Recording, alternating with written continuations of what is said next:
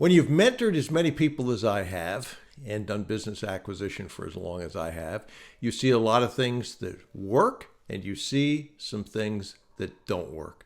I recently saw a video that Dan put out in his Castle seminar that, as I record this, is going on this week.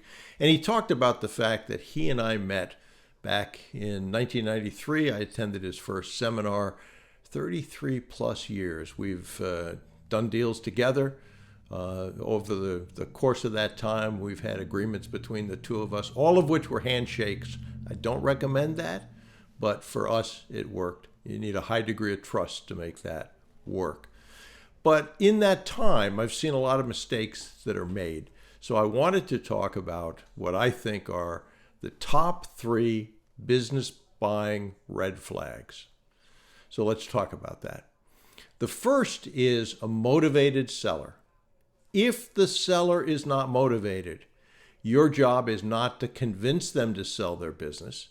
Your job is to find a motivated seller and then convince them that you and your team are the best people to sell that business to, not to convince them to sell when they're not motivated.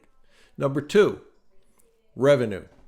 It needs to be enough revenue that it makes sense in terms of paying your professionals and provide enough cash flow to you and your team such that it makes sense. So you ought to have that down as a minimum revenue that you need your deal to be. And then the third is profitability. 20% EBITDA to revenue is probably a good number. Better is obviously better.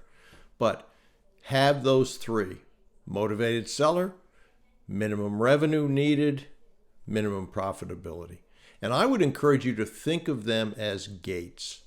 And so if each of those criteria are not met, you don't open the gate and go in to the next step. So motivated seller, not motivated tire kicker, don't open the gate. Turn around, go home, look for the next deal. If they're motivated, open the gate, go in. Second gate, revenue. Does it meet your revenue? If it does, okay. If it doesn't, don't think, well, if I fix this and fix that. If it doesn't meet your minimum revenue the way it sits today, go home.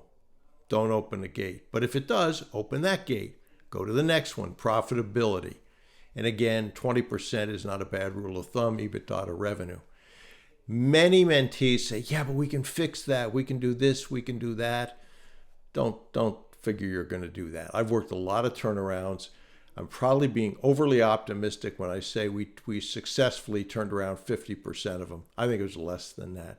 Most of the time, it takes much more time, takes much more money, and you spend all of that effort on something that if you spend it on a better deal, the payoff would be much, much better.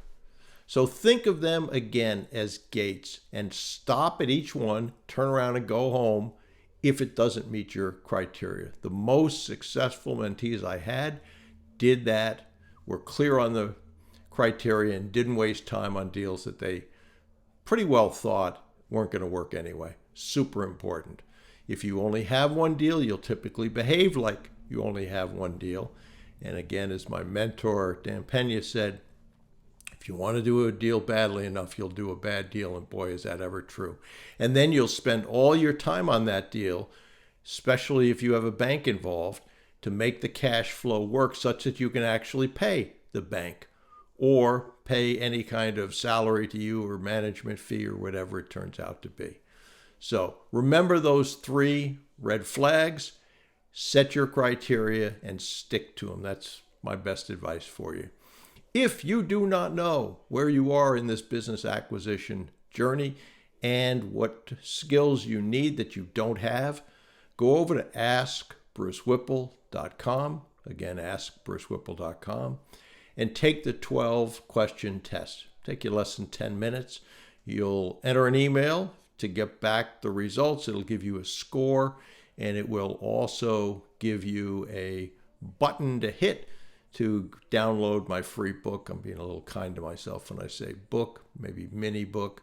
It was 29 pages, take you less than an hour to read, even if you're a slow reader. And both of those are complimentary also known as free.